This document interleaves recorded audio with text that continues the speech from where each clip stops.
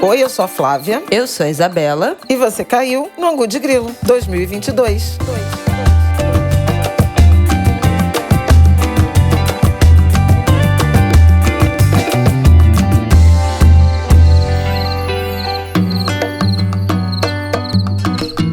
Oi, gente! Boa terça-feira pra vocês! Primeiro Angu de Grilo de 2022. Estamos chegando aí no nosso 4º ano. Esse ano que mal começou e parece que já tá no fim.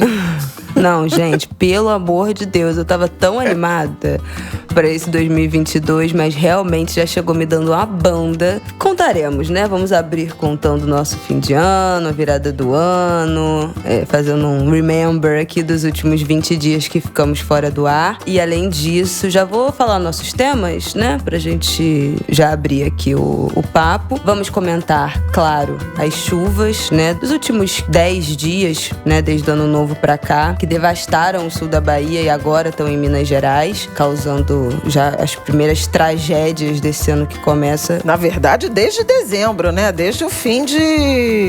Desde o Natal, desde antes do Natal, é verdade. Desde dezembro de 2021 que a gente tá começando. Antes do Natal, sim, bem antes. Eu tô completamente sem referencial, minha galera. Depois disso, vamos falar sobre pandemia, Ômicron, vacinação das crianças, agora muitas testagens, esse novo, né, surto, aumento da média móvel loucamente depois das festas de fim de ano, carnaval, vai ter, não vai ter, não vai ter, e aí briga, e aí tem que cancelar tudo, não tem que cancelar nada. Gente, tá uma surtação babado.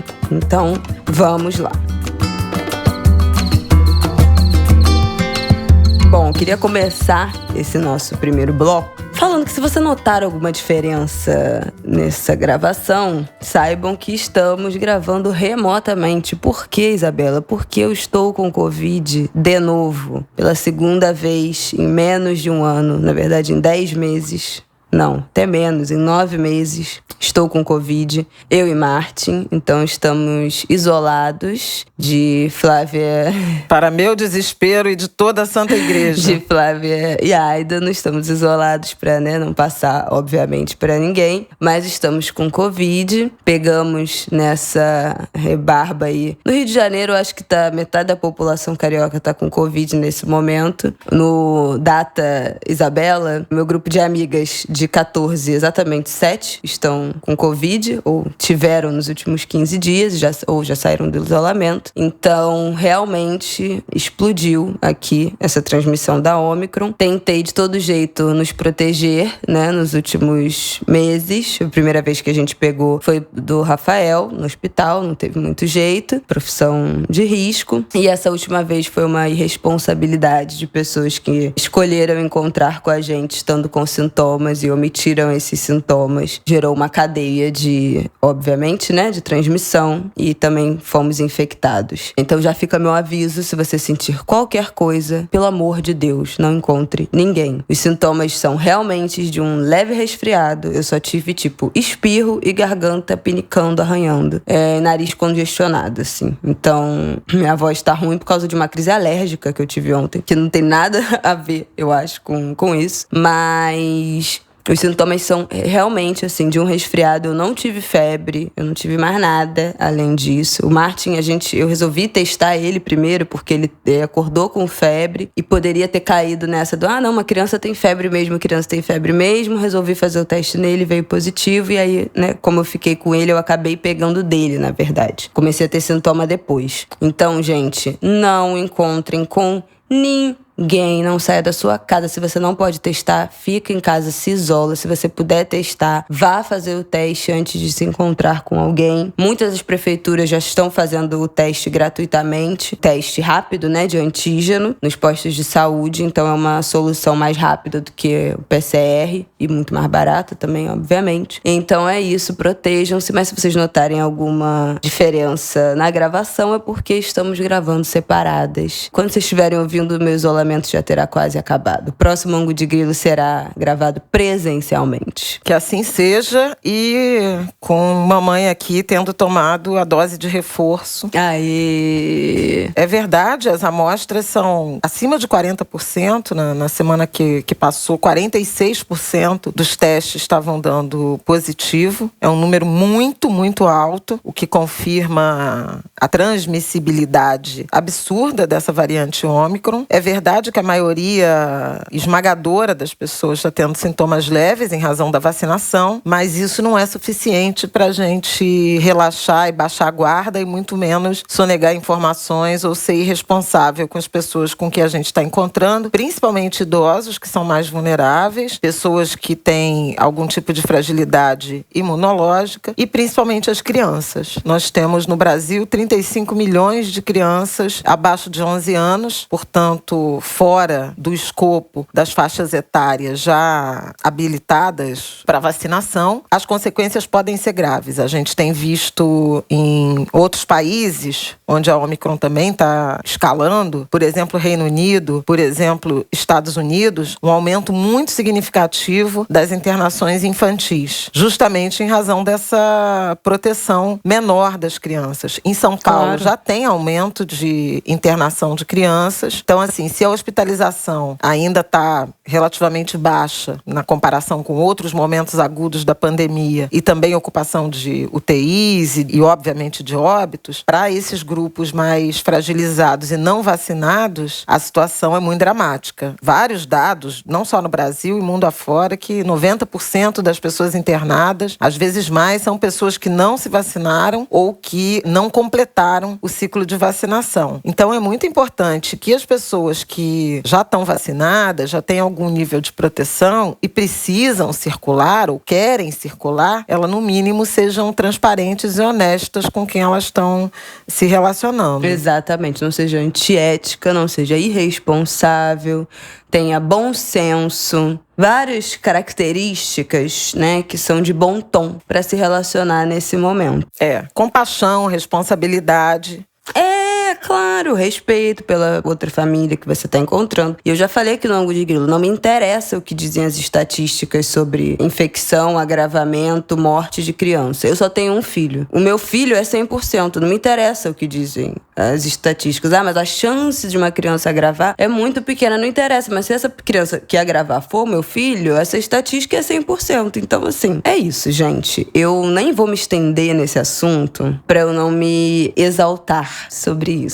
Que eu já me exaltei demais nos últimos dias. Já esbravejei tudo que eu tinha para esbravejar. Mas, então, peço a vocês compaixão e responsabilidade. Queria falar também que, assim, essa onda super contagiosa está tendo consequências também na economia, né, no mercado de trabalho, muito importantes, em que pese o fato de que as autoridades dessa vez resolveram que não estão fazendo nada. O Rio de Janeiro, por exemplo, está com tudo liberado, lotação, eventos, uso de máscaras. Nenhum tipo de recuo, a única recomendação é a vacinação, a terceira dose, a dose de reforço. As empresas estão sentindo, eu acho que ninguém que trabalha deixou de notar a quantidade de pessoas que ficaram impossibilitadas de trabalhar, porque estão com sintomas, porque estão com algum parente, familiar, alguém com que mora com Covid, e em algumas situações o próprio mercado de aviação, né, tem dezenas de voos sendo cancelados em plena temporada de verão em razão aí de tripulação, né? Funcionários das companhias aéreas, de hotéis, de restaurantes. Então, assim, consequências econômicas muito fortes, também em razão aí dessa necessidade de afastamento. É muito importante tentar conter essa onda de transmissão. Então, para quem for possível, restabelecer o home office, o trabalho remoto, é importante nesse momento, porque isso ajuda a conter a transmissão. E quem não tiver essa possibilidade, se vacinar, obviamente, e reforçar o uso de máscara, né? De preferência, máscaras mais resistentes, seguras, como a PFF2. Já tem matéria de que máscara de pano não protege contra a Ômicron, que é muito mais transmissível. As máscaras de pano já estão tudo surradas. de 2 anos de pandemia. Então não serve, gente. Ou é de pano e cirúrgica junto, ou é só cirúrgica, ou é PFF2 de preferência. Que especialmente quem vai ficar por um longo período em ambiente fechado, né? Quem usa transporte público, basicamente todo mundo, deve usar a PFF2 ou uma máscara cirúrgica e a de pano por cima. Quer dizer, se proteger ao máximo, porque faz realmente muita diferença. Mas o negócio que eu ia falar, gente, eu tô aqui toda semana no Ângulo de Grilo falando o quê?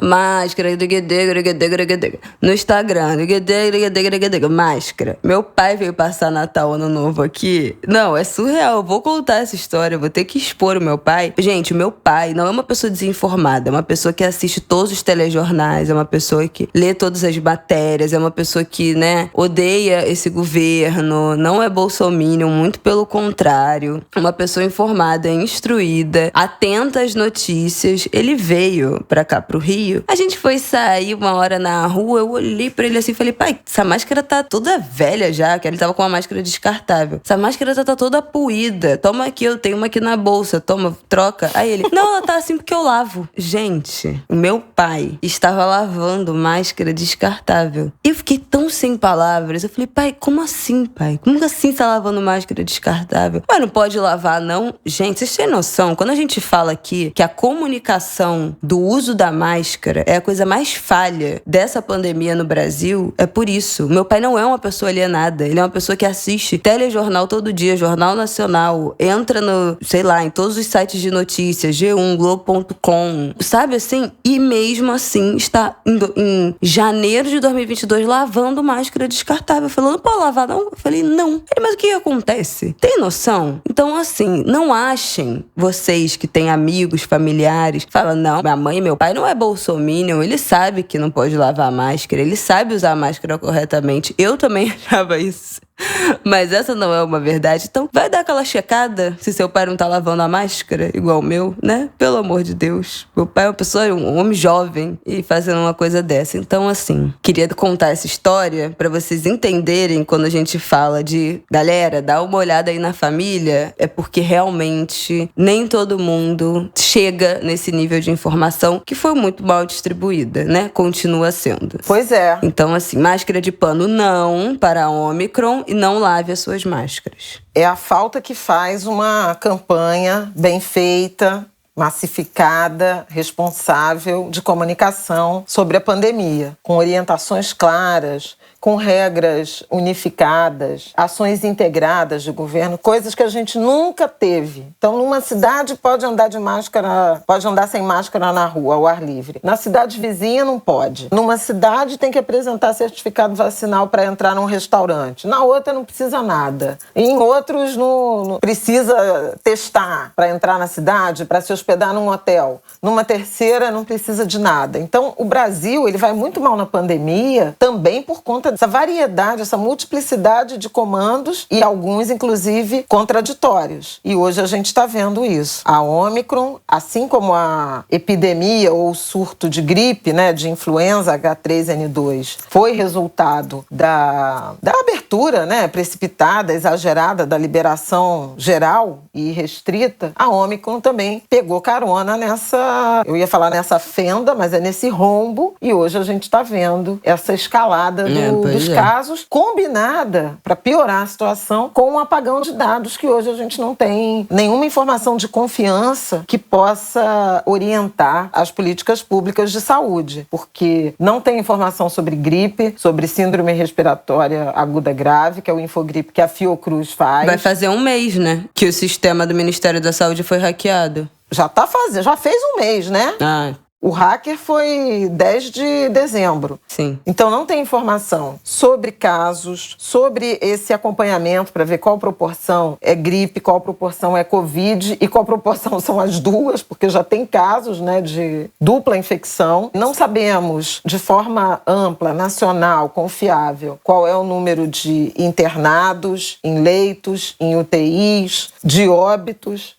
qual é a situação por faixa etária, né? Tem um indicativo de que o número de casos pode estar aumentando entre as crianças e a gente não sabe. Mesmo as estatísticas de vacinação também estão com déficit de registro. Essa quantidade toda de testes que estão sendo feitos pelos laboratórios privados e até pelos públicos, elas não estão sendo registradas oficialmente pelo Ministério da Saúde, porque o sistema não foi restabelecido. Então, na sexta-feira, dia 7, a Fiocruz divulgou um boletim extraordinário, Observatório Covid-19, chamando atenção para isso, para a necessidade de dados consistentes, com transparência, a tempo, e fazendo alguma análise sobre o que foi possível reunir em termos de internação, e os números são crescentes, embora seja preciso reconhecer que alguns estados estão com um nível caminhando para alarmante, de risco, né, de risco alto, pela ocupação de leitos de UTI, mas, comparado a um ano atrás, o número de leitos é menor, dedicados à Covid.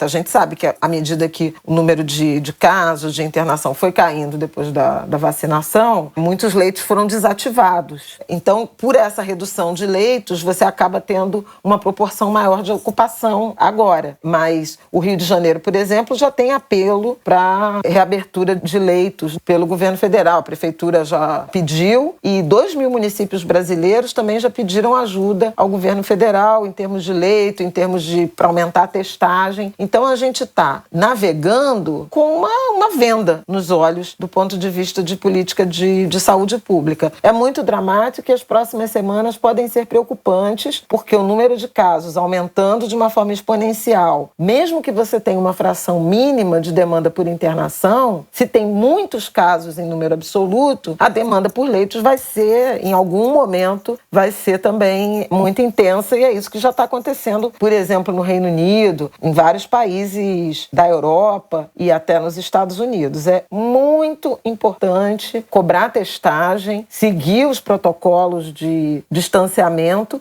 para tentar conter a transmissão.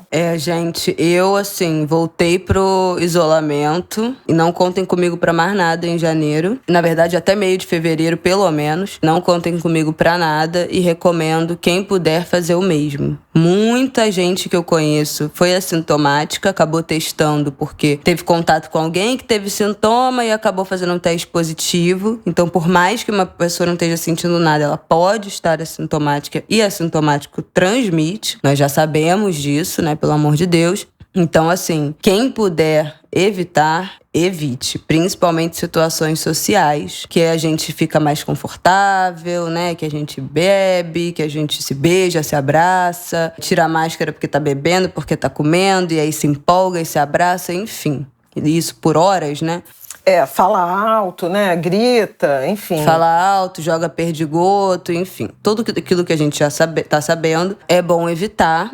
Então, recomendo a vocês isso. E não dá pra falar de testagem sem falar como é inacreditável, novamente, como é inacreditável que até hoje a gente não tenha liberação, né? Que essa semana até viralizou uma reportagem que explica por que a gente não tem aqui o autoteste, como tem na Europa, nos Estados Unidos, a gente já falou aqui, né? Na Europa custa €1. Você compra uma caixa na farmácia e aí você faz periodicamente, inclusive os governos distribuem, porque as crianças que estão na escola têm que a cada 3 dias entregar o teste negativo. É algo feito com uma periodicidade exatamente para você conseguir fazer o rastreamento da doença. E a gente não tem isso porque tem uma norma da Anvisa que proíbe o autoteste no Brasil. A única exceção foi para o teste para detecção do HIV. A justificativa é que as pessoas não saberiam fazer direito, não é isso? Com a justificativa da Anvisa quando implementou essa norma? Isso. De que as pessoas não têm treinamento, não sabem fazer o teste, não têm expertise para fazer o autoteste, isso pode dar em resultados errados, falsos e negativos. Olha, gente, eu não vou nem entrar nesse mérito dessa resolução, porque é inacreditável que isso não tenha sido derrubado até agora. Mas, enfim, agora as prefeituras estão fazendo, algumas, né, esse autoteste de antígeno, que é o que as pessoas na Europa já têm há um ano fazendo, há pelo menos um ano, estão fazendo em casa. Pelo menos. E sendo distribuído pelos serviços de saúde. E agora aqui a gente tem um imposto de saúde para fazer. É inacreditável, é tudo inacreditável. Tem alguns argumentos que a Anvisa, que alguns epidemiologistas chamam a atenção, que que você liberar autoteste, você não tem a métrica, né? O ideal é que o setor público coordene, porque aí você tem o registro. Mas o setor público não coordena. Pois é, não coordena. Em outros países, o governo até distribui, manda entregar na casa das pessoas. Então você tem ali um mecanismo minimamente de distribuição, de controle. Tem uma questão sanitária do descarte, porque é lixo hospitalar, tese, né? Que você tem que descartar de uma forma correta. No Twitter eu vi uma pessoa falando sobre o autoteste, que falava isso, né? Aí uma pessoa perguntou, mas se a notificação é obrigatória, quando você faz o autoteste em casa, como é que você faz? E aí tinham duas pessoas respondendo. Uma que, eu não lembro mais o país, gente, isso tem uns 10 dias, que falava que a orientação, se desse positivo, era procurar um serviço de saúde para refazer o teste, para entrar a notificação, e outro que tinha um aplicativo que você notificava que o seu teste tinha dado positivo e tal. Então, assim, tem formas. É óbvio que um aplicativo não é acessível para todo mundo, mas ter a opção do aplicativo e a opção de ir pessoalmente em um lugar para refazer, para notificar, né, são opções que deveriam estar disponíveis aqui, ao invés de simplesmente não testar ninguém. E outra coisa, Isabela, por exemplo, as empresas, especialmente empresas que têm funcionários, colaboradores que têm muito contato com o público. Então, se você tivesse uma estrutura liberada de autotestes, você não estaria subordinada a laboratórios ou farmácias que estão cobrando preços altíssimos. As empresas podiam aplicar nos funcionários, entendeu? A cada 2 dias, todo mundo de supermercado, de shopping, motoristas. Você teria uma possibilidade de um controle, inclusive do ponto de vista do mercado de trabalho, coisa que não está acontecendo e é inviável de fazer. Então, a gente fica no risco. É uma pena, porque tivemos 2 anos para botar de pé um sistema de testagem em massa. A gente já falou aqui sobre isso várias vezes aqui no Ângulo de Grilo. Milhares. Né? Vacinas aos trancos e barrancos, como a gente sabe. O governo empreendendo ainda vacinas, o governo empreendendo até hoje uma campanha contra a vacinação. Né, o presidente da República, e agora, dessa vez, contra a vacinação das crianças, que é o grupo mais desprotegido, que precisa voltar às aulas, as crianças de 5 a 11 anos. Então, uma situação muito dramática. A gente está muito largado à própria sorte, cansado, sem dúvida alguma, e, em larga medida, indiferente, né? Em nome desse desprezo das autoridades, desse cansaço da população, também emerge uma certa indiferença, todo mundo ligando o dane-se, sem levar em conta que tem grupos da população absolutamente desprotegidos, no caso, as crianças. Não, os relatos são bizarros. Uma amiga minha falou, gente, tá tendo festinha dos positivados. Porque tá todo mundo positivo e aí as pessoas vão e os positivos se encontram. E tipo assim, e o trajeto que você faz no carro do aplicativo, no elevador, pra chegar na festinha dos positivados? Aí ela falou, um amigo de um amigo meu fez o teste de antígeno porque tinha tido contato, testou positivo, mas estava assintomático, foi correr a São Silvestre. A pessoa correu a São Silvestre positivo pra Covid. É assim. Ninguém tá fazendo mais isolamento nenhum, porque a ideia é essa, entendeu? Tipo, não, mas se eu passar também pros outros, vai ser tudo sintoma leve, não tem problema, não tá morrendo mais. Já virou, né? As pessoas querem normalizar que virou um resfriado como os tantos resfriados que a gente tem. Mas, gente, não. Ainda não. Talvez um dia, mas ainda não. Então, realmente, é assim, um comportamento também lamentável dos indivíduos, né? Óbvio que a gente sabe que o nosso papel é sempre buscar a falta de responsabilidade, de atenção das autoridades, que no nosso caso brasileiro nesse momento é uma negligência total, mas a sociedade, as pessoas são podres, as pessoas já apodreceram por dentro. A gente vai sair melhor da pandemia. Lembra quando se achava isso nos primeiros 10 dias? De que, não, porque a gente vai passar por essa fase e a sociedade vai sair diferente. Vai sair diferente nada, o povo já tá tudo podre, a gente tá saindo pior. Olha, e veja que, por exemplo, exemplo, no caso dos espetáculos, né, no caso dos shows, o que a gente tem visto são coisas sendo canceladas porque os artistas estão adoecendo. Exatamente. E porque o público tá pressionando muito também. Não porque o poder público tomou algum tipo de decisão. É muito De quinta. É muito abandono, gente. É muito abandono. Eu tô muito triste de começar o Angu de Grilo primeiro do ano. Muito, né? Falando disso, sabe? É muito derrota. Fazendo um desabafo tão amargo, sabe? Pô, começo de ano, né? Primeira quinzena do mês. Não é nem dia 10, né? Chegamos ao dia 10. É muito frustrante. A minha sensação é essa, que a gente passei dezembro de férias, né? Vocês sabem, contei aqui, viajei, nananã. Fui pra São Paulo, me diverti, voltei, aniversário do Martin. Pô, foi maior emoção, um ano dele, né? Nosso Natal voltou minimamente com 15 pessoas, todo mundo, né? Também testado, nananã. Passamos o primeiro Natal com ele fora da barriga. Primeiro ano novo, super animada pra esse começo de ano. Dia 3 de janeiro, Covid de novo, né? E aí entra nessa bola de neve, dessa indignação que é pessoal, mas que também é coletiva. Começar mais um ano assim, né? Mais um ano assim. Já é o nosso segundo ano, virando o ano desse jeito, com esse amargo. É isso, gente, mas a realidade é essa. Eu poderia virar pra vocês e falar, tá tudo maravilhoso, mas é mentira.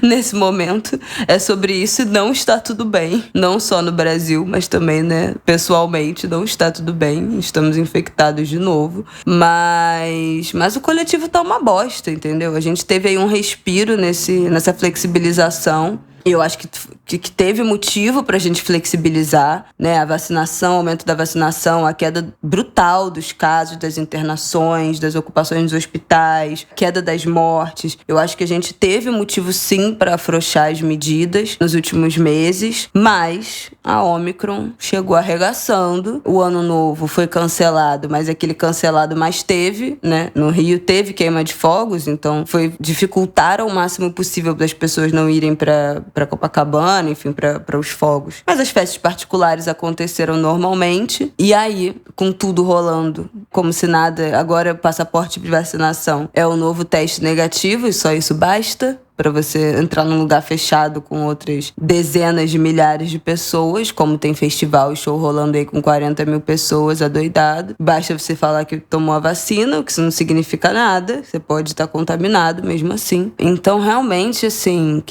em relação à pandemia, eu acho que a gente já começa numa desesperança do cacete, mas eu acho que um único vislumbre positivo é isso. Muita gente conhecida positiva, todo mundo com sintomas muito leves.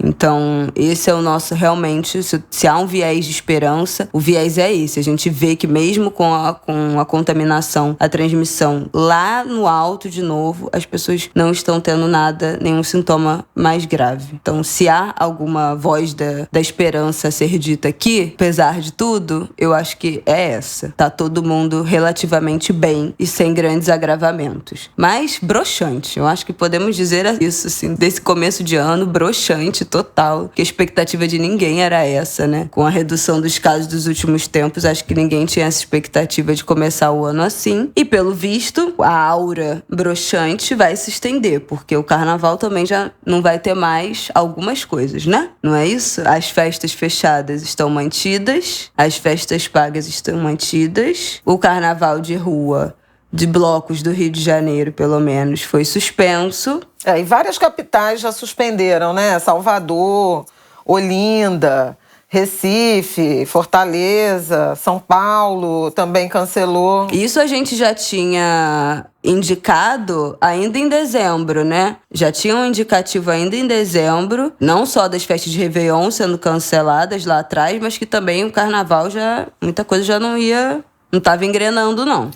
Rio e São Paulo estão mantendo o carnaval das escolas de samba. Há essa promessa do prefeito Eduardo Paes, em particular, de São Paulo, anunciando um protocolo. O Eduardo Paes já falou de exigir certificado de vacinação e testagem de público e de componentes. Só não disse como que vai viabilizar isso. 100 mil pessoas por noite. Pois é. Ele tem uma leitura de que Sapucaí é estádio, opinião que eu discordo frontalmente. Primeiro que não é estádio, que aí também é pensar a Sapucaí só sob uma ótica de um espetáculo para público pagante.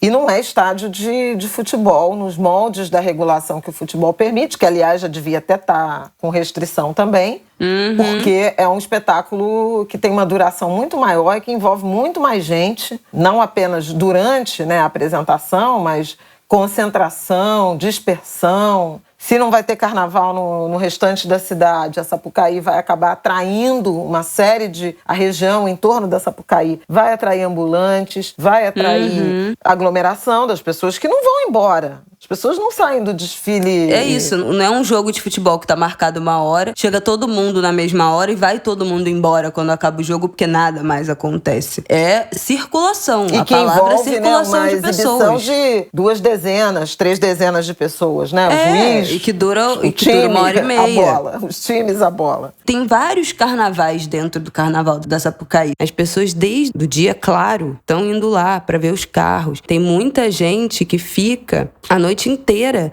ali andando pela concentração para ver os carros sendo ligados, os componentes chegando. O mestre-sala e porta-bandeira se vestem na concentração, então as pessoas querem ver eles se vestindo. Tem todo um outro carnaval que acontece no entorno da Sapucaí. Do alto do viaduto, tem muita gente que fica nos viadutos que cercam, né, a Sapucaí. Tem muita gente que fica lá em cima, porque, enfim, não tem grana para assistir das arquibancadas. Vai pro viaduto, fica sentado ali no viaduto. Tem uma arquibancada que é montada também ali no finalzinho, né, ou no comecinho da concentração, que é de graça. Pequena arquibancada de tipo 3 níveis, que as pessoas sentam e ficam ali a noite toda vendo a concentração. Então, fora isso, tem o Terreirão do Samba, que é colado na Sapucaí e que no carnaval tem uma programação intensa de festa, shows enormes, de grupos de pagode. Não sabemos, mas o terreirão fica lotado. Então, é mais público que também, depois que os shows acabam ou antes, fica circulando ali no entorno da Sapucaí. Porque tem muita coisa ali acontecendo. Tem um monte de bar ali perto que fica lotado, tocando música. Então, é uma festa viva, né? Que não acontece como um jogo de futebol, que todo mundo entra e sai ao mesmo tempo e acabou. Não é isso. Isso quer dizer que eu acho que não deva acontecer o carnaval de escola de samba? Não tô dizendo isso. O que eu tô falando é, da forma como ele acontece, não é viável essa testagem.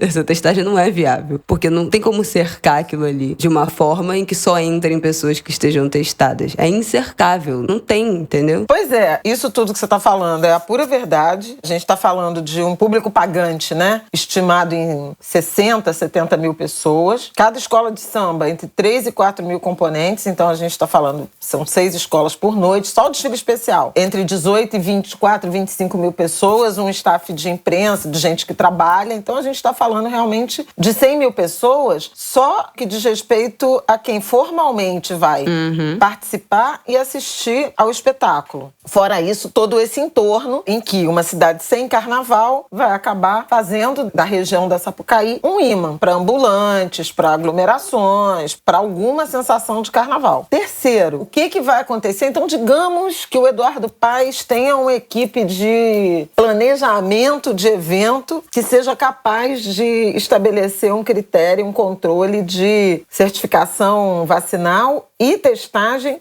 de todo mundo que vai passar por ali.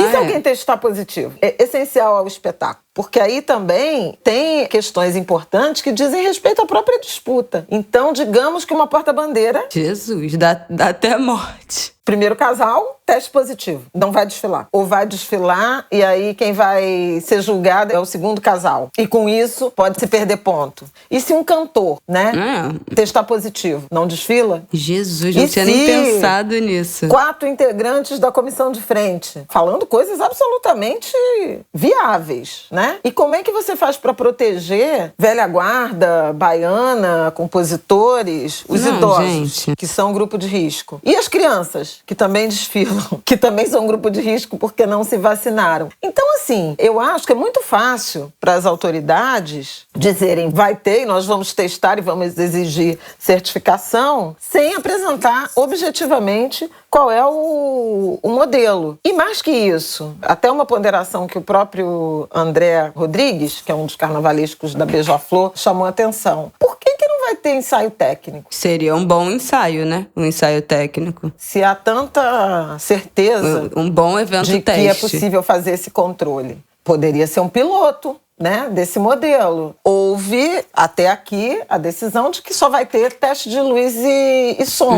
Curiosamente, o ensaio técnico é exatamente o espaço em que o povo não pagante tem a chance de encontrar as escolas de samba no sambódromo. O espetáculo é muito maior, envolve muito mais gente, muito mais tempo, muito mais dedicação do que o desfile propriamente. Ele é produzido na direção do desfile, mas é muito maior. Então, assim, acho que não estão avaliando o tamanho, a relevância. Acho que tem um risco de fazer com as escolas de samba o que aconteceu com o Réveillon, né? Você tem quase uma blindagem de Copacabana pro turismo. Fecha o metrô, né? Não pode ônibus, não pode táxi, não pode nada. Interdição à população, ao povo.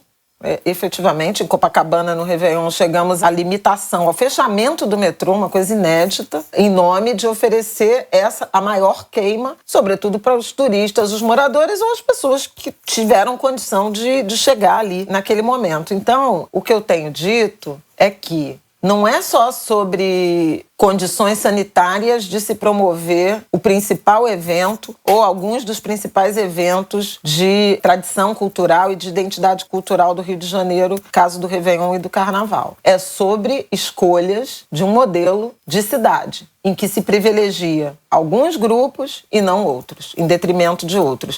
Então pode não ter ensaio técnico, pode não ter bloco, e nem todo bloco é mega bloco. Até na semana passada eu comentei isso na Rádio CBN, a partir de um estudo produzido por 2 pesquisadores, 2 economistas, o Gabriel Pinto e a Cristina Cury, ele da FGV e ela da ESPM, e eles mapearam 376 blocos na cidade do Rio de Janeiro, que empregam quase 20 mil pessoas, que movimentam ali nessa temporada de carnaval, que é um mês entre janeiro e fevereiro até o início de março, R$1 bilhão, principalmente com comida e bebida ali nos blocos, então, portanto, se comunica com o comércio ambulante, que inclusive está se mobilizando em relação a isso. E o que eu achei interessante é que no mapeamento deles, são 14 blocos que reúnem mais de 50 mil foliões e 249 blocos que reúnem até 3 mil foliões. Você elimina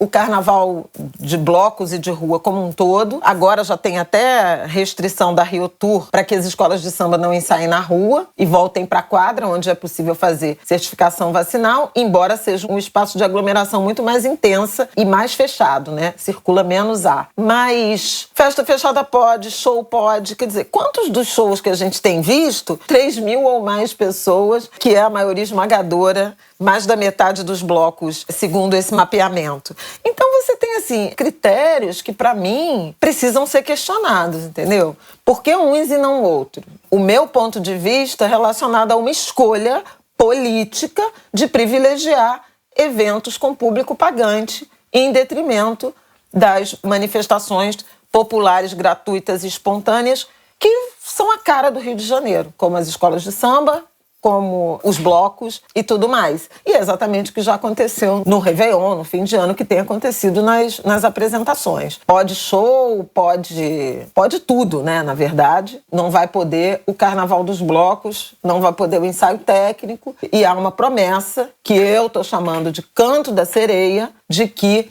haverá desfile na Sapucaí com controle sanitário, exigindo certificação vacinal e testagem. É óbvio. A conferir, como diria meu querido amigo Anselmo Góes. A conferir mesmo, porque assim, ou vai ter uma testagem que obviamente será insuficiente, como nós já falamos aqui, porque o carnaval não acontece nos limites da Sapucaí, ou vão entregar pra Deus, não vai ter testagem nenhuma, e aí vai ser um terror sanitário. Como já tá sendo, gente. Muitas dessas festas. É isso que a gente falou. Esse fim de semana, o aniversário de Angra dos Reis deu 40 mil pessoas no show. Então, esse horror sanitário não é exclusivo do carnaval, de escola de samba. Muito pelo contrário, né? Já tá rolando. O carnaval nem teve ano passado. E isso tá rolando. As festas, as aglomerações estão rolando aí sem nenhum controle dos governos e das prefeituras. Absolutamente nenhum. Há pelo menos 6 meses, 7 meses. Pois é. Nesse momento agora, inclusive, você não teve nem recuo de recomendação de uso de máscara na rua. Não aconteceu nada. Nada. Tem 3 semanas, praticamente, a gente está entrando na 3ª semana, em que o número de casos, sem contar na epidemia de gripe, mas que o número de casos tem se acelerado e não teve nenhum tipo de recomendação. As pessoas estão usando máscara na rua... Só quem quer. Porque querem, quem quer. Gente, na rua é em qualquer lugar. E não porque seja uma determinação. Na rua é em qualquer lugar. Assim, só usa máscara quem quer, não tem nenhum... E nem lugar fechado. Se você quiser tirar a máscara em qualquer lugar, no aeroporto, no shopping, até lugar privado, assim, não tem menor. As pessoas não têm menor cerimônia. Você entra em loja, não tem um vendedor de máscara, as pessoas com a máscara abaixada. Então, assim, é uma falta de apreço às medidas individuais, né? Então, as pessoas também não estão mais nem aí, mas também um abandono completo dos governos. Enfim, é isso, né? Mais nada a declarar. Acho que falamos de tudo dessa pandemia, esse desânimo também desse momento. Não dava para não falar disso. Tem mais algo a acrescentar, Flávia? Acho que a gente falou bastante e acho que continuaremos falando nas próximas semanas. Acho uma pena, é um debate muito frágil, que está mais nas redes sociais do que em reuniões objetivas, tirando a reunião que já teve dos representantes de blocos, né, com o prefeito. As escolas de samba estão alijadas, os representantes das escolas de samba não se posicionam, a Liga Independente das Escolas de Samba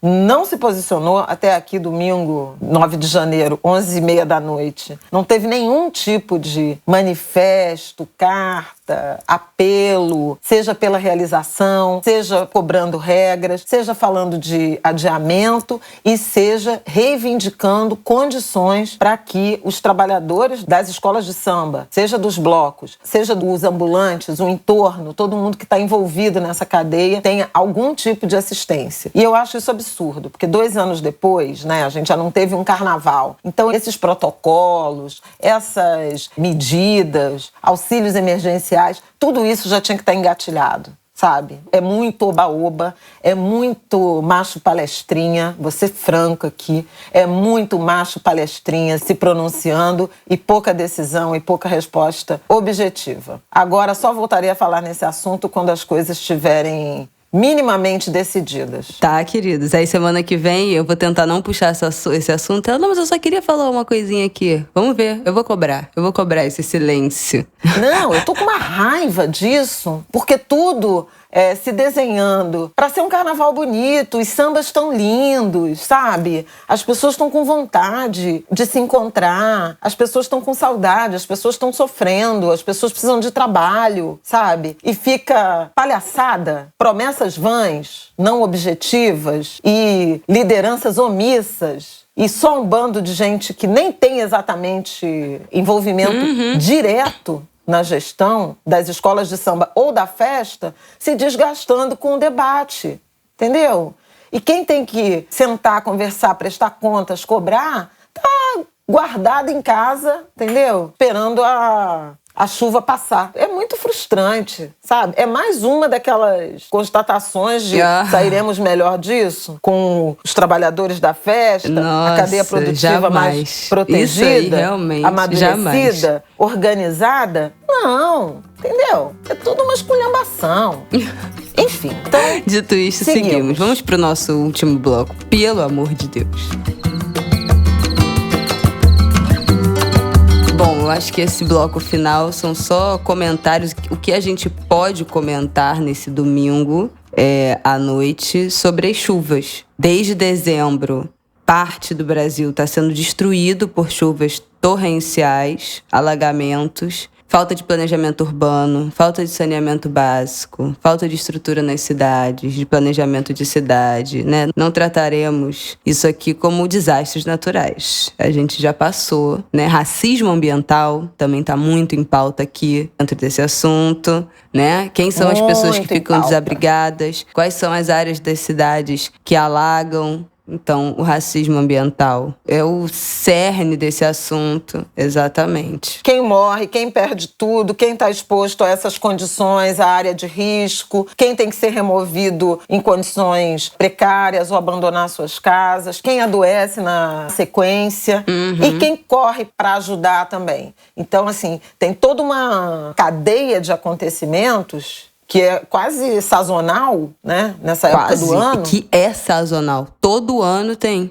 Todo ano. A gente começa o ano com uma tragédia de chuva. Né? Afeta as mesmas pessoas e que contam com as mesmas pessoas, com a mesma rede de proteção. E isso, esse ano em particular, né, tenho notado, enfim, prestado atenção por uma mobilização, inclusive relacionada às comunidades quilombolas. Na Bahia tem muitas, estão sofrendo muito, porque inclusive não tem a visibilidade que os núcleos urbanos mais adensados têm. Então, às vezes, estão em áreas remotas, perdem as condições de sustento, perdem as condições de comunicação. De comunicação, pois é. Não conseguem nem avisar a situação em que estão para pedir ajuda. Exatamente. Então, assim, é ainda mais precário, isso alcança também as comunidades indígenas e muito causado por modelos de desenvolvimento econômico e processos de urbanização absolutamente não planejados, atabalhoados, que deixam a população à própria sorte. E aí, isso está acontecendo na Bahia, é óbvio,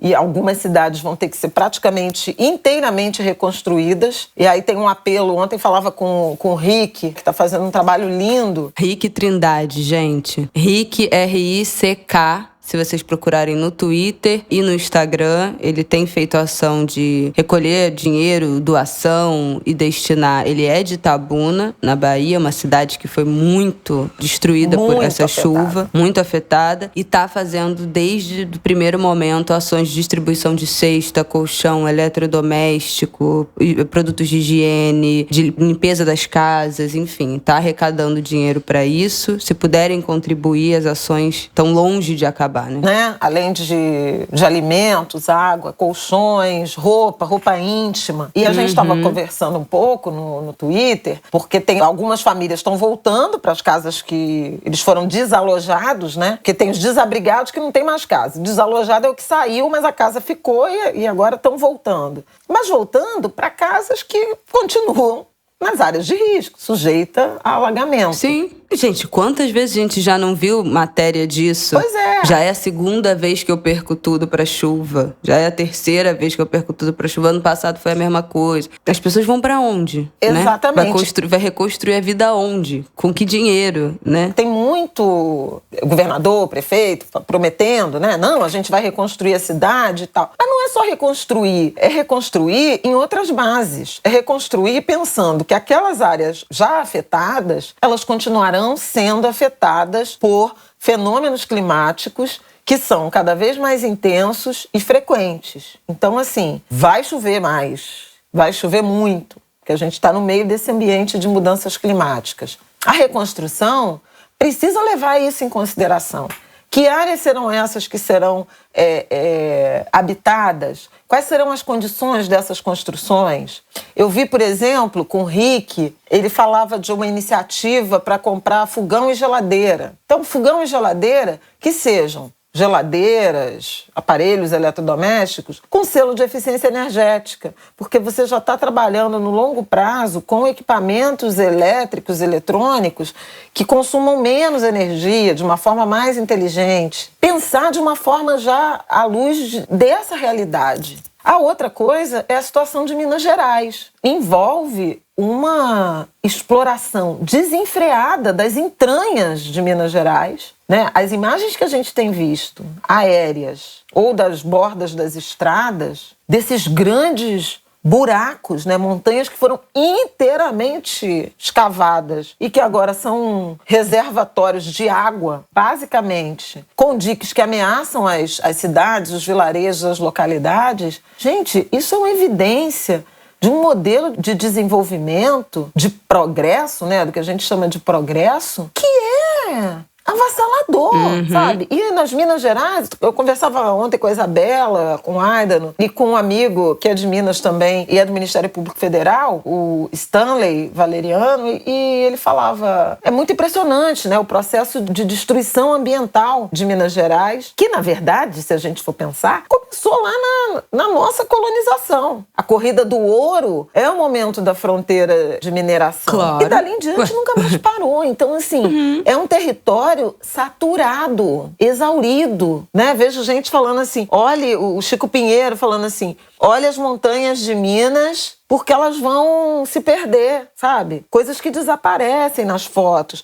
Então, assim, é preciso botar a bola no chão e pensar como é que a gente repensa a relação com esses territórios. É um nível de saturação inédito. E pode ser exemplo para outras áreas, Brasil afora. Aliás, o Adriano, até a gente debatia isso, porque eu falei, mas não tem território mais estuprado que Minas Gerais. Aí ele falou, mas a Mata Atlântica foi dizimada, só resta 8% de cobertura. O Cerrado, 50% já desapareceu. A Amazônia está do jeito que está. Você tem exploração mineral também no Pará. Porque tudo se encontra em um estado. Pois é. Né? A Mata Atlântica pega o litoral inteiro do Brasil. É, também varreria, né? Alcançaria aquela região. Os biomas atravessam os estados, mas Minas Gerais, gente, é um estado só, que tem 300 e tantos municípios, então já tem uma dificuldade de... Não, tem mais, tem 900 municípios.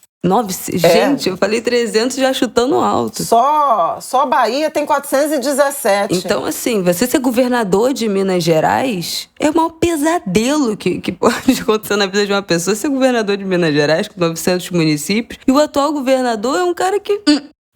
Né? Então, assim... 853 municípios. É inacreditável isso. É inacreditável. Um estado que não é o maior do Brasil e que tem tanto município assim, que é fragmentado desse jeito. Olha a dificuldade de implementar qualquer tipo de política pública num lugar absolutamente fragmentado, com questões históricas de exploração. E que está muito refém dessa visão aí do capital da exploração e da pouca regulação do Estado. Você vê muito nitidamente o que aconteceu em Capitólio. Claro. Gente, ninguém o que aconteceu em Brumadinho, aquilo, o que aconteceu em Mariana, ninguém fiscalizava. Não tem nenhum protocolo. Mariana, Brumadinho, Minas Gerais está sendo destruída. Então, e o Stanley me chamou a atenção para uma coisa. Ele falou assim, a primeira coisa é o nome. O lugar chama Minas. Então, é um território a serviço da exploração.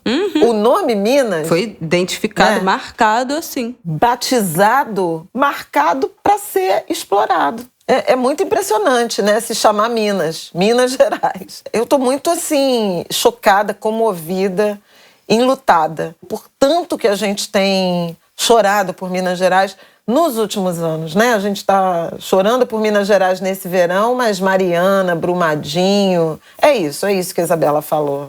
Ano passado teve uma chuva torrencial, eu não sei se foi de início do ano, mas teve uma chuva que acabou com Belo Horizonte. Uma parte de Belo Horizonte, onde asfaltaram, né, em cima dos rios, teve uma chuva que o asfalto saiu. Acabou, o asfalto voou, o asfalto pela cidade inteira, blocos e blocos de asfalto, porque o rio foi emparedado, e aí com a força da chuva, as ruas foram se estourando por Belo Horizonte. Teve isso ano passado, não sei se foram essas chuvas de verão, mas teve uma chuvarada que caiu em Belo Horizonte, que teve isso, até aquela, ou foi antes da pandemia, que tinha as pessoas num restaurante, e o restaurante completamente inundado, as ruas, enfim. Isso. Também gerou gente desabrigada, deslizamento, acho que em menor escala, mas é algo absolutamente comum. A gente vê isso, né? Toda temporada. Sim. A gente vê no Rio, a gente vê na região serrana do Rio, a gente vê em São Paulo, também por conta dessa urbanização que canalizou os rios, que aterrou, que cimentou, que asfaltou tudo. A gente já se acostumou com essas tragédias. A gente se acostumou com isso. A tragédia da região serrana do Rio,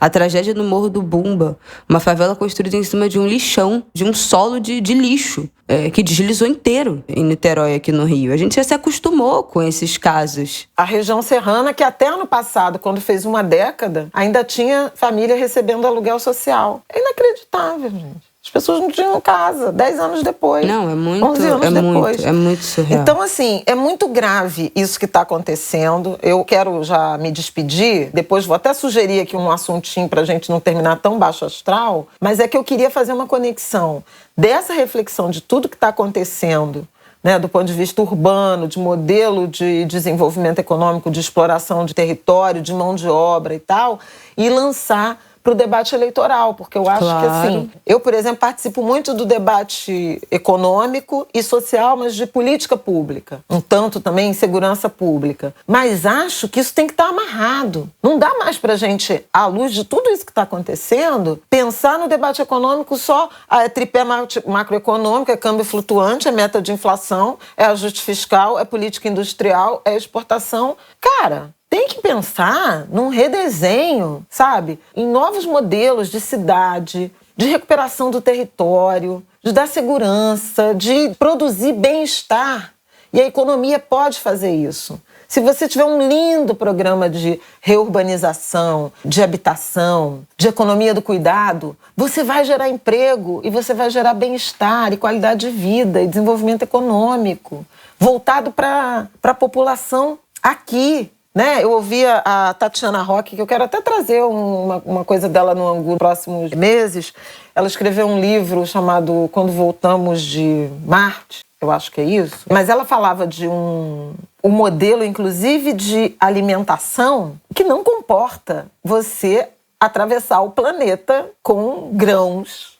Gente, pelo amor de Deus. Como é que você faz para agricultura local? Como é que você faz para o mínimo de deslocamento da produção de alimentos entre o consumidor e o produtor? Então, assim, a gente precisa melhorar a qualidade do debate, que está de quinta categoria. As ideias das candidaturas são as mesmas que a gente discutia em 2000, 2002. Pela madrugada, meu povo. Olha, eu tô aqui pra dizer que você tem até o dia 4 de maio. Ela tá rindo de mim, vocês não estão vendo a cara dela. Ela tá rindo as de caras mim. que Flávia fez agora de indignação. Se descabelando, literalmente. Vocês têm até o dia 4 de maio para regularizar a sua situação eleitoral. Eu já estou falando isso aqui tem 2 anos. E eu vou falar todo o Angu de Grilo até 4 de maio. Mas eu acho que a gente podia fazer um combinado aqui do Angu de Grilo. Primeiro episódio do ano, todo mundo com as suas metas do ano, seus projetos do ano fresco. Vamos botar pra resolver isso em janeiro? Então, janeiro, tarefa de janeiro. Final de janeiro, todo mundo que não regularizou, mudou, transferiu o seu título, até final de janeiro, vamos ter isso acertado. Combinado? Vou cobrar no final do mês. Quero que me mande mensagem lá no Twitter, principalmente, avisando que mudou, que tá nas metas de janeiro, porque assim, gente, não dá mais. E li hoje uma coisa muito importante. Projetos, inclusive do projeto do Lula, falando que vai revogar a reforma da Previdência, vai revogar as reformas que foram feitas. A reforma trabalhista só dá pra fazer isso se elegermos bancadas melhores. Então, escolha bem. Eu sei que você que está ouvindo o Angu de Grilo vai escolher bem os seus deputados, mas e quem está no seu entorno? E a sua família, e seus pais, e os seus amigos? Esse ano é ano de fazer campanha. É ano de botar a blusinha, de mandar pra pessoa, olha aqui, olha o projeto, nananana. Esse ano é para lidar como se fosse o último ano das nossas vidas políticas. É esse ano. A gente não pode perder ninguém. Temos que conquistar todos os votos possíveis e imagináveis. Eu já falei pra minha avó. Minha avó já tem 76 e ela já não vota mais há anos porque não precisa, né? Eu já falei, vó, esse ano tu vai votar. E fazer algum tipo de mudança, né? De redesenho. Claro, tudo isso tá dentro desse assunto, mas não dá pra lidar esse ano com esse negócio do tipo assim, não, eu vou lá e faço o meu. Faz o seu, só o cacete. Vai ter que fazer o seu e vai ter que fazer o de todo mundo. Então, toma fôlego, se hidrata, que esse ano vai ser no gogó. Vamos lá. Trazer um pouco mais de diversidade, né? Ideias mais modernas, dar uma arejada do pacote. O que você queria propor pra gente fechar esse episódio? Lembrar de coisas que eu vi, né? Os filmes. Tenho problema com filmes.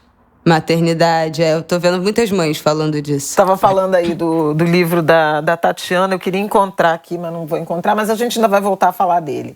Mas eu vi o Não Olho Pra Cima, recomendo, até escrevi uma coluna. Eu vi o A Filha Perdida, que é uma reflexão. Isabela vai gostar. Isabela, quer dizer, vai gostar. Ele tem uma narrativa meio lenta pro seu padrão, mas ele tem toda uma reflexão sobre maternidade que eu acho que te alcança.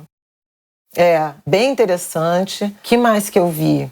Eu tô assistindo uma série tão interessante dessa linha. Foi até a indicação da Tainá de Paula. Ela escreveu num artigo e eu tô assistindo. Chama Tribos da Europa. E é uma série de... esses futuro distópico.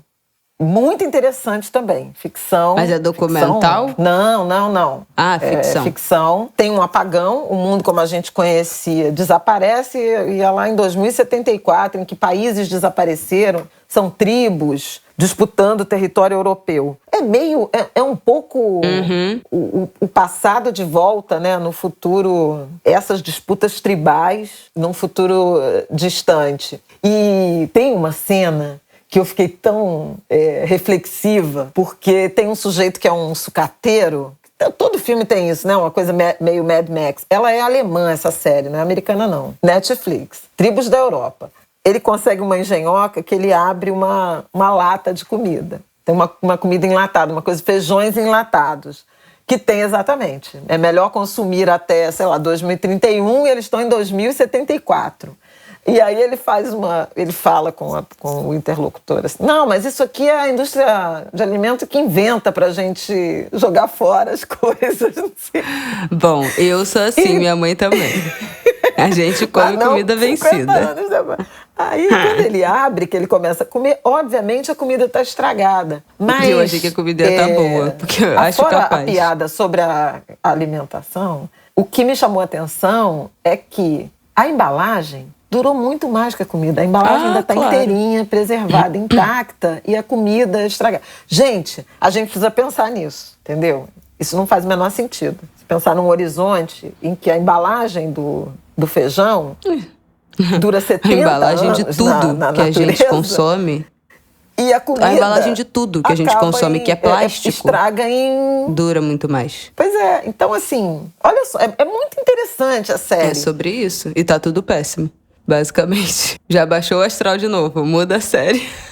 Foi essa coisa que eu vi. E a última coisa que eu vi foi o filme... Vi ontem, no sábado à noite com o Aidan, que é o King Richard, que é a história do pai da Venus e da Serena Williams. Que é realmente uma história impressionante. E quem tá no papel principal é o Will Smith, que tá incrível. Dizem que vai ganhar todos os prêmios, e merece. Tá incrível no papel. E a história é impressionante, né? Que o cara monta um projeto. Vou ter 2 filhas, e elas vão ser assim, não sei o quê.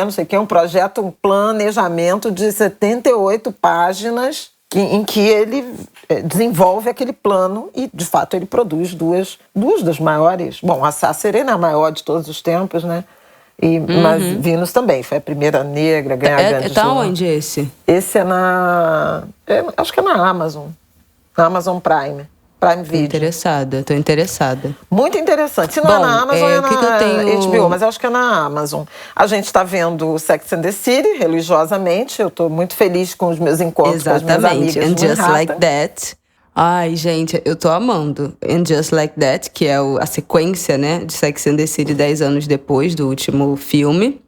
E tem episódio do Pepe Cansada, o meu outro podcast, com participação de Flávia Oliveira, em que a gente fala só sobre And Just Like That. E sobre Sex and the City, essas reflexões que a nova temporada tá, né? Que as reflexões que estão trazendo, como é que estão essas mulheres 50 anos depois, esse processo de envelhecer, né? Choque de gerações. Falamos sobre tudo isso nesse episódio do Pepe Cansada.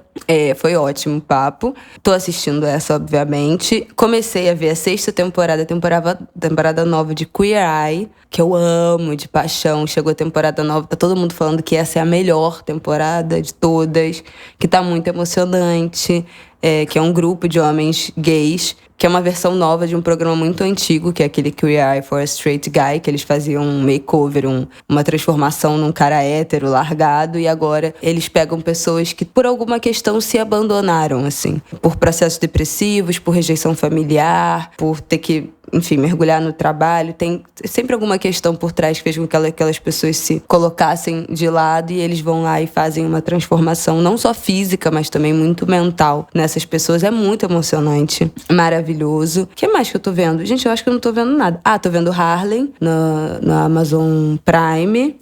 Eu vi, eu gostei muito. Que é uma série sobre 4 amigas negras. É o Sex and the City, só que 4 amigas negras, né? Black Sex and the City.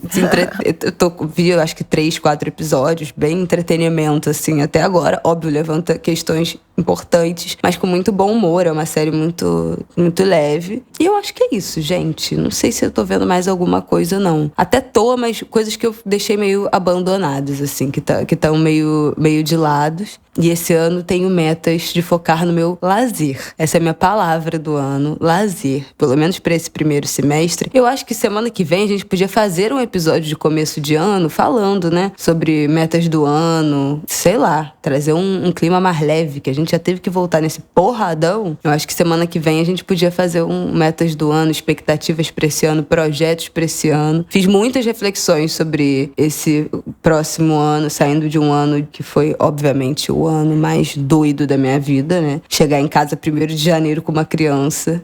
Exatamente, 1º de janeiro. Então, assim, foi o ano mais louco da minha vida. E a partir disso, pensar esse segundo ano como mãe, com um filho um pouco maior. E, de fato, conseguir planejar minimamente algum ano. Porque o ano passado eu só vivi. Eu, tipo assim, ok, eu tenho que sobreviver a esse primeiro ano. Eu fui no modo automático, mas agora que eu começo, de fato, a planejar uma vida como alguém que tem um filho, né? Muitas coisas surgem a partir dessas reflexões e acho que seria legal compartilhar, podemos voltar nesse assunto. E uma dessas reflexões é a necessidade de priorizar o lazer depois de um ano em que eu fiquei 100% dedicada à maternidade e ao trabalho. Não fiz mais nada além disso. Eu acho que eu mereço um 2022 diferente. Então, eu também. Eu queria tanto já estar pensando em viajar. Ver mais séries, assistir mais séries, ler mais livros estão dentro dessas minhas coisas que eu quero pra esse ano, definitivamente. Ok. Acho que é isso, né? Podemos terminar esse episódio gigante, meu Deus, de retorno? Podemos, que ele já deve estar enorme. Enorme. É isso, gente. Até semana que vem, o Good Grilo está de volta. Sentiram saudade da gente? Sim, porque ficaram marcando a gente. Deprimidos, também fiquei deprimida sem meus podcasts preferidos. É muito duro esse recesso sem podcast. Mas é bom pra vocês sentirem a nossa falta, valorizar. A gente só valoriza quando a gente perde. Até semana que vem. Até semana que vem, galerinha. Boa semana. E quem tá habilitado aí pra terceira dose, tomem suas vacinas, pelo amor de Deus. Vacina sim. Beijos.